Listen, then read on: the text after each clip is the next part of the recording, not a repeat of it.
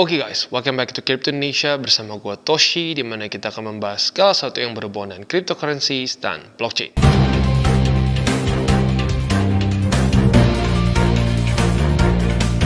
Oke, dan pada hari ini akhirnya kita akan kembali membahas mengenai on-chain analysis. Ya, sorry lumayan lama ya, kayaknya udah nyaris sebulan dari terakhir kali kita bahas on-chain ya, karena memang jadwalnya cukup padat. Jadi ya baru sekarang nih sempat ya.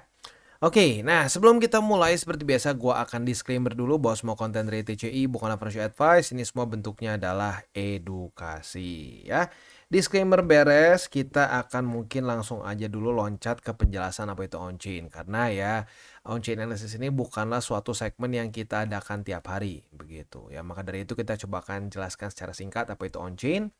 Jadi on-chain analysis ini adalah suatu analisa mengenai blockchain, makanya disebut sebagai on-chain analysis ya.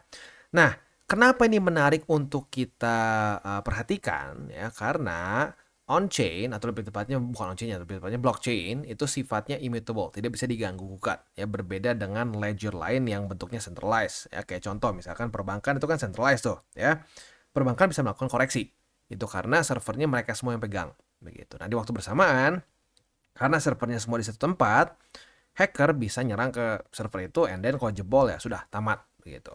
Nah, tetapi kalau blockchain enggak, itu basically security mereka itu dipegang oleh semua miners. Ya dalam case Bitcoin ya, dalam case Bitcoin itu dipegang oleh semua miners yang ada di dunia. Begitu. Maka dari itu butuh computing power yang luar biasa besar untuk menjebol Bitcoin. Dan sampai sekarang masih belum ada yang bisa menjebol Bitcoin network. Begitu ya. Oke, nah mungkin yang langsung berhubungan dengan analisanya adalah, nah karena sifat dari blockchain ini immutable, jadi kita bisa melihat pergerakan aset-aset ya. Kalau di Bitcoin ya berarti di Bitcoin network ya berarti Bitcoin, di Ethereum dan seterusnya, dan itu semua tidak bisa disensor.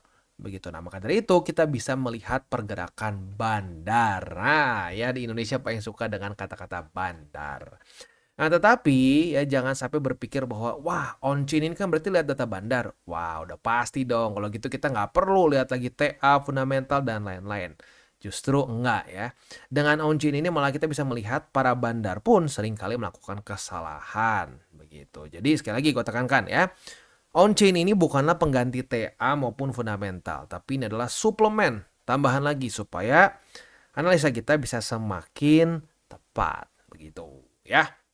Oke, nah kali ini kita mungkin update setelah ya bulan Oktober yang cukup bikin deg-degan, apalagi di awal ya.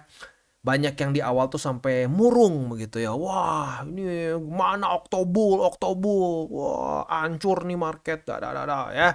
Nah, buat yang nggak tahu apa yang terjadi ya di tanggal 1 Oktober, kita ingat waktu itu ada Iran yang nyerang Israel dan itu membuat market ya lumayan merah ya.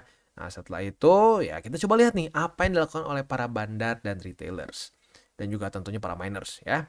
Yang pertama kita akan bahas dulu data Bitcoin Exchange Net Flow. Kenapa net flow? Karena net flow ini adalah selisih ya dari inflow kurangi outflow. Jadi ini adalah data yang lebih lengkap dibandingkan kalau lo cuma bahas outflow doang atau inflow doang begitu. Karena kalau cuma lihat outflow lo harus selisihin lagi.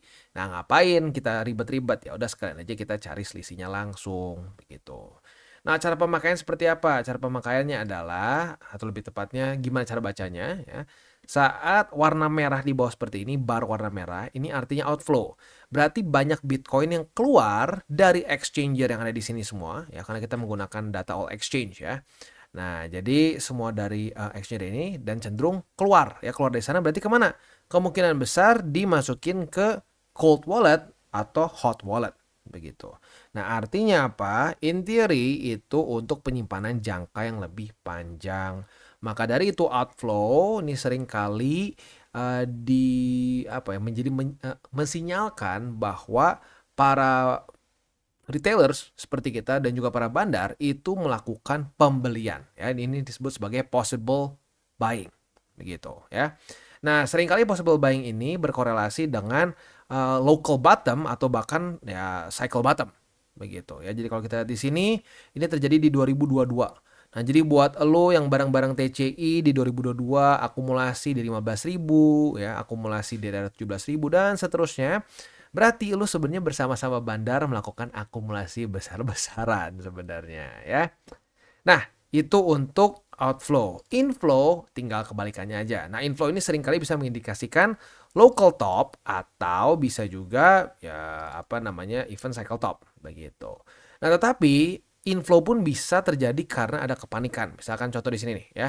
Jadi udah turun beberapa hari. Dari tanggal 4 Mei sampai tanggal 9 Mei ya. 5 hari ini turunnya dari angka 39.000 sampai ke angka 30.000. Ya berarti berapa persen tuh? Signifikan ya. Nah, di hari-hari yang nyaris ke bottom ini malah terjadi inflow. Nah, di sini bisa terjadi kepanikan juga ya. Dan itu bisa menyebabkan inflow. Nah, ini yang gue bilang, para bandar itu bukan suatu makhluk mistis yang nggak pernah salah. Ini faktanya para bandar melakukan inflow sebesar 40.000 ya, 40.385 BTC di tanggal 9 Mei. Ternyata apa? Ya, ini dekat-dekat bottom dan akhirnya mulai recover. Begitu. Nah, jadi lagi-lagi ya, ini bukanlah pengganti TA maupun fundamental, tetapi kita bisa melihat apa yang dilakukan oleh para bandar, retailers, dan juga anti-miners yang di kanan sini ya. Oke, langsung aja kita lihat dari tanggal 1 Oktober lah ya. Langsung aja ke 1 Oktober biar nggak pusing. Nah, di sini ya kita zoom in lagi. Nah, jadi di tanggal 1 Oktober ini banyak yang panik ya karena turun ya market delosor gitu katanya ya. Ada yang bilang delosor bang, delosor katanya ya. Nah, ini terjadi karena ya fundamental sih sebenarnya ya, karena Iran menyerang Israel begitu. Nah, setelah di sini kita bisa lihat para bandar melakukan inflow yang cukup besar ya 5.595 BTC. Lalu inflow kedua di tanggal 2 dan tanggal 3. Jadi selama 3 hari ini saat terjadi bottom, para bandar malah cenderung possible selling. Menjual BTC mereka kemungkinan besar karena mereka mengirim BTC dari wallet mereka, hot wallet maupun cold wallet ke exchanger. Nah, kemungkinan besar mau dipakai buat apa? Untuk dijual begitu. Nah, tetapi saat mulai naik di tanggal 4 Oktober sampai tanggal 8 Oktober, mereka melakukan akumulasi lagi di sini. Jadi mereka waduh panic selling ya, panic selling di sini dan waktu mulai naik, wah, mereka ngerasa waduh ketinggalan nih, kita mulai beli lagi. Nah, uniknya waktu di tanggal 9 Oktober dan 10 Oktober turun lagi, panik lagi. Nah, jadi buat lu yang mungkin kemarin panik selling di tanggal 1 Oktober dan di tanggal 9 dan 10 Oktober, ya mungkin nggak perlu terlalu bersedih lah. Karena para bandar yang terlihat tidak pernah kalah pun di sini kacau begitu ya. Nah, setelah itu naik lagi mereka lebih random ya. Kadang-kadang inflow, kadang-kadang outflow. Nah, cuman mungkin yang harus kita sedikit catat adalah di tanggal 15 Oktober mereka melakukan inflow yang cukup besar para bandar ya sebesar 4.928 begitu ya. Nah, jadi data para bandar menunjukkan bahwa mereka pun terkecoh oleh market begitu. Waktu turun panic selling, waktu naik panic buying dan terulang 2 kali bahkan panic sellingnya ya. Oke, itu untuk data bandar dan retailers. Selanjutnya kita ke miners. Untuk miners langsung di tanggal 1 Oktober di sini ya. Oke, dari 1 Oktober para miners malah benar nih ya. 1 Oktober, 2 Oktober, 3 Oktober mereka melakukan outflow. Artinya mereka akumulasi di sini ya. Nah, akumulasi. Dan selanjutnya waktu local top mereka inflow. Wah, gila nih. Berarti kali ini para miners yang lebih tepat nih ya. Mereka melakukan outflow waktu bottom dan waktu local top di sini mereka malah melakukan possible selling begitu. Nah, uniknya setelah itu turun dia cenderung nggak ngapa-ngapain ya. Adalah pergerakan tapi nggak terlalu besar. Nah, setelah itu yang mungkin signifikan adalah di tanggal 16 Oktober ya, di mana mereka mulai melakukan inflow sebesar 1.133. Berarti para bukan para bandar, para miners mungkin melihat ada kemungkinan bisa terjadi koreksi di sini ya. Oke, nah jadi kita bisa lihat ya di sini para miners dan para bandar sepertinya minimal di tanggal Oktober, bukan tanggal Oktober tapi di bulan Oktober ini para miners sepertinya lebih tepat nih ya. Mereka lebih tepat bukan memprediksikan lah, tapi menganalisa market mau kemana. Makanya mereka akumulasi di tempat yang tepat dan sedikit TP di bagian yang bisa dibilang local top juga begitu. Nah, ini mungkin sedikit wake up call bahwa ya di Indonesia terutama ya masih banyak sekali orang yang menganggap bahwa bandar itu tidak bisa kalah, selalu benar, selalu menang begitu. Padahal faktanya bandar itu bukan satu entitas yang wah kayak dewa dan nggak kalah-kalah. Nggak, pada faktanya bandar itu banyak ya. Dan Ada yang mati, ada yang hidup lagi, ada yang wah terus berputar-putar begitu. Ada yang tadinya bandar sekarang miskin, ada yang tadinya biasa aja jadi bandar dan seterusnya. Jadi jangan sampai kita mau kemakan dengan apa ya, dengan satu naratif yang menyatakan bahwa wah udah susah, kita bukan bandar, kita nggak bisa begini. Nggak perlu. Karena pada faktanya bandar pun bisa salah total di sini ya. Nah, jadi makanya kuncinya apa sih sebenarnya? Kuncinya adalah tetap melakukan DCA. Kenapa? Karena kita itu bukan dewa. Kita bukan dukun. Kita nggak tahu market mau spesifiknya kemana. Berhentinya tepat di mana kita nggak tahu. Nah, maka dari itu dengan kita melakukan DCA, jadi lebih tenang dan ujung-ujungnya profit. Itu udah cukup banyak yang testimoni gitu ya, terutama di DCWT sesi kedua kita sering bahas ya, banyak bilang thank you bang, DCA gua akhirnya udah jadi nggak pusing, tidur nyenyak, profit bang ya dibandingin tebak-tebakan. Nah, jadi itu pentingnya ya. Nah sekarang DCA-nya di mana? Lu boleh pertimbangkan DCA di toko kripto. Kenapa toko kripto? Karena yang pertama dan yang paling penting adalah toko kripto ini sudah diatur dan diawasi oleh Bapepti. Jadi sudah 100% legal. Itu penting kenapa? Karena urusan perpajakan lo semua akan dengan sangat mudah bisa diurus di sini ya. Setiap pembelian lo pajaknya langsung sudah dipotong. Nah, maka dari itu nanti untuk misalkan pelaporan pajaknya sangat simpel. Nanti lo tinggal ambil aja, lo copy paste, bahkan lo bisa minta nanti akan dikirim ke email lo. Ya udah, ya jadi gampang banget untuk pelaporan pajaknya. Jadi jangan sampai gini loh, jangan sampai misalkan, waduh mantap nih bang, gue udah jadi sultan nih gara-gara kripto ya. Tapi sekarang gue pusing gimana mau makainya bang, gue bayar pajaknya susah nih. Nah itu rada repot ya. Jadi lebih baik untuk pencairan uangnya minimal ya, minimal untuk pencairan uangnya semua ini dilakukan di cryptocurrency exchanger yang sudah terdaftar di Bapepti. Karena sistem pemotongan pajaknya sudah secara otomatis, nggak perlu hitung-hitung sendiri lagi. Begitu ya. Yang kedua, yang banyak orang mungkin harusnya sudah tahu ya, cuman mungkin banyak yang nggak tahu juga. Toko kripto ini sangat terkait erat dengan Binance ya. Bahkan saking terkait eratnya itu, lu bisa daftar di toko kripto menggunakan akun Binance. Dan buat lu yang belum punya akun toko kripto, boleh pertimbangkan untuk menggunakan link referral kita di bawah ya. Bahkan bisa menggunakan juga akun Binance lo ya. Nah, dengan cara apa? Bisa menggunakan, ya sekali lagi, link referral di bawah, atau bisa menggunakan ID referensi TKO Toshi. Tentunya semua yang menggunakan link referral kita di bawah, itu secara langsung membantu perkembangan dari TCI ya. Oke, nah selanjutnya ya bukan cuma sekedar ya toko kripto bagus itu rata-rata orang udah tahu ya. Tetapi sekarang sedang ada beberapa pembaruan di toko kripto ya. Dia baru saja merilis aplikasi versi 2.12 ya. Di mana di sini ada fitur earn, ada IDR convert, dan yang paling penting, yang paling mungkin akan ekstra sensitif di telinga orang Indonesia adalah ada mega drop ya. Dananya sebesar apa? Sebesar 10.000 USD worth of TKO, dan ini kuota bulanan guys, bukan cuma satu event, enggak, bulanan ya. Tapi sebelum kita masuk ke sini, kita bahas dulu beberapa fitur lainnya ya. Yang pertama, earn up. Jadi buat lu yang sudah akumulasi misalkan BTC, Ethereum atau berbagai macam alts lain di toko kripto, mereka menyediakan 80 mata uang kripto dengan berbagai macam durasi berlangganan. Jadi buat lo yang sudah akumulasi BTC, ETH, dan seterusnya, boleh pertimbangkan untuk menggunakan fitur Earn App dari toko kripto supaya bisa mendapatkan bunga lagi dari kripto yang sudah lo akumulasi, begitu ya. Nah, selanjutnya juga di sini ada IDR Convert ya, di mana di sini instant trade ini cocok banget untuk para newbies ya. Jadi buat lo yang mungkin ngerasa bahwa, "Bang, gua TA susah bang, udahlah bang, gua mau DCA murni aja." Bisa ya. Di sini lo tinggal klik bagian beli atau jual. Voila ya, instant trade. Lo bisa misalkan oke, sebulan sekali deh bang, gue mau masukin 1 juta misalkan buat BTC, klik beres ya. Aduh bang, gue takut ketinggalan bang. Ada loh yang sempat dulu ngomong, aduh bang, gue DCA murni cuma lupa nih bang, katanya kan sebulan sekali nih. Aduh gue kelewat sebulan bang. Ya udah, lo klik di sini ya, ada DCA ya. Jadi langsung dikasih nih, ada harian, mingguan, setiap 2 minggu sampai bulanan. Jadi udah nggak ada alasan buat lo, aduh lupa beli bang, nggak ada ya. Tinggal lo depo, otomatis dibeliin sama toko kripto ya. Lagi-lagi macam-macam, bisa harian, mingguan, setiap 2 minggu, bulanan, bahkan lu mau sejam sekalipun boleh. Tapi jujurnya nggak efektif ya kalau kayak gitu ya. Ya minimal mingguan lah ya, minimal mingguan gitu. Jangan sampai lebih dari bulanan juga. Kalau cuma setahun sekali beli ya nggak akan efektif juga ya. Jadi sekali lagi, udah nggak ada alasan buat lu nggak DCA. Karena dengan toko kripto lu bisa menggunakan sistem DCA mereka. Lu nggak perlu ingat-ingat lagi kapan belinya, nggak perlu lagi harus pasang alarm, langsung dibeliin. Tinggal yang pasti harus inget deponya aja. Kalau nggak depo ya berarti nggak bisa DCA ya.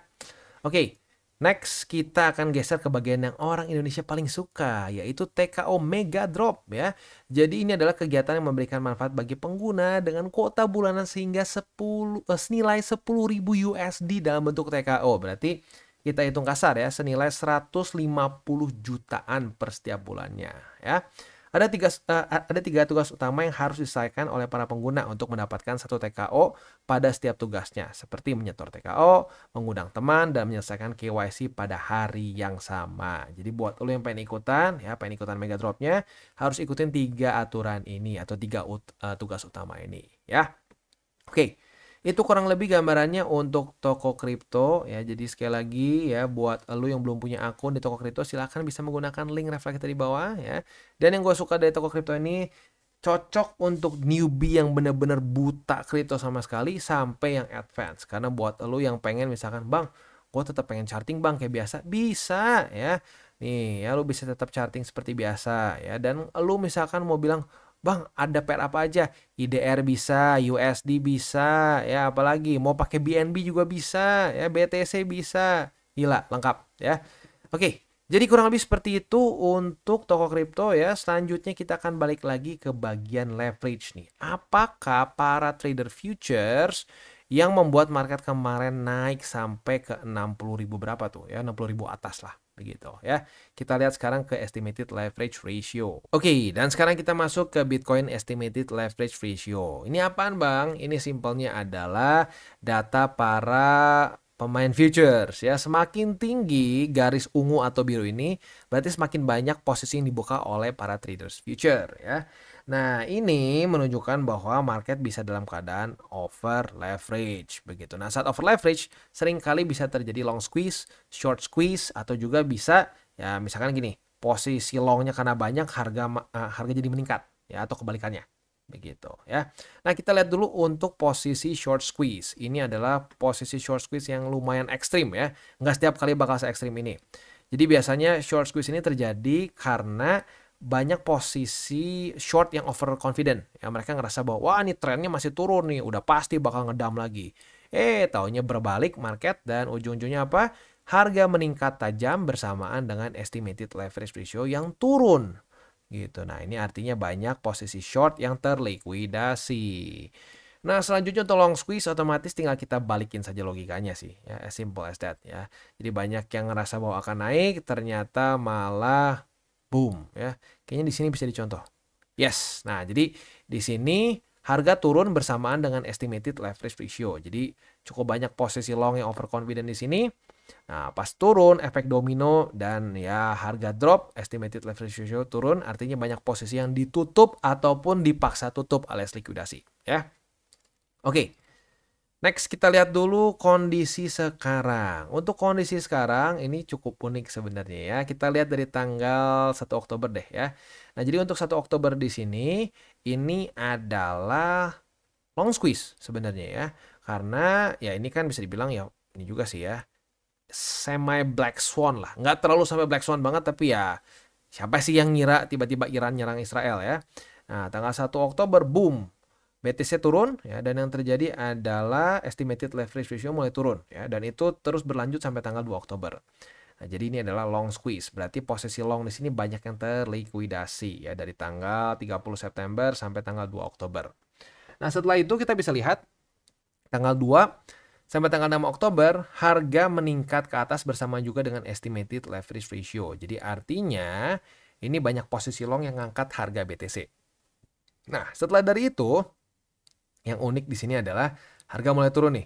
Harga mulai turun ya, dan estimated leverage ratio naik. Artinya apa? Artinya mulai banyak yang buka posisi short dan berhasil membuat market turun ya, membuat BTC turun.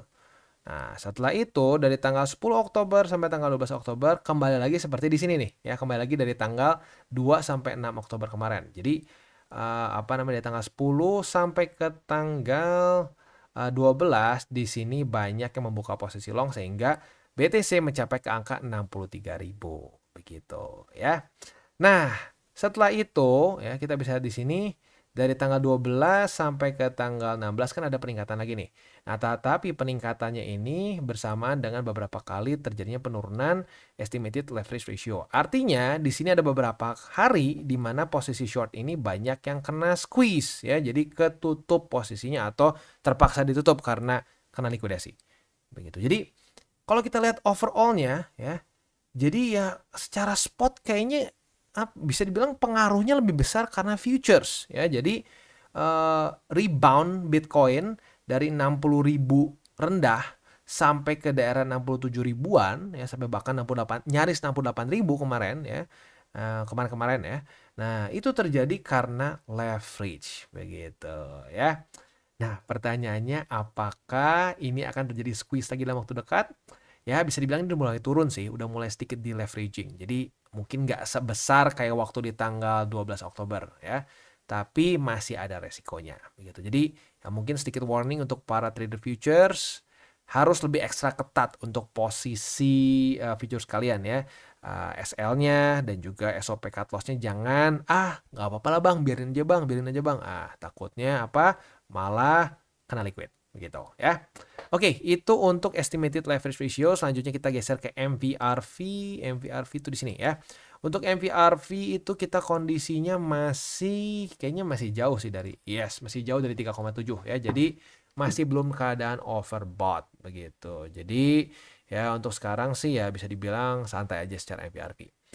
Nah, buat lo para penonton TCI, para subscriber TCI yang barang-barang akumulasi waktu di bawah 1, ekstra senyum-senyum pastinya ya. Ya, tapi baik lagi, ya udah lewat sih masa-masa ini. Jadi kalau buat lo yang, aduh bang, kelewat nih MVRV waktu di 2022 nih, gimana ya bang? Ya udah, fokusnya di TA, itu bisa kita lakukan di DCWT. Jadi buat lo yang belum tahu DCWT, silakan bisa nonton. Kita biasa ada 2 sesi sehari, ya. Oke. Itu kurang lebih untuk MVRV pada hari ini ya. Untuk ya bisa dibilang on-chain untuk hari ini udah beres.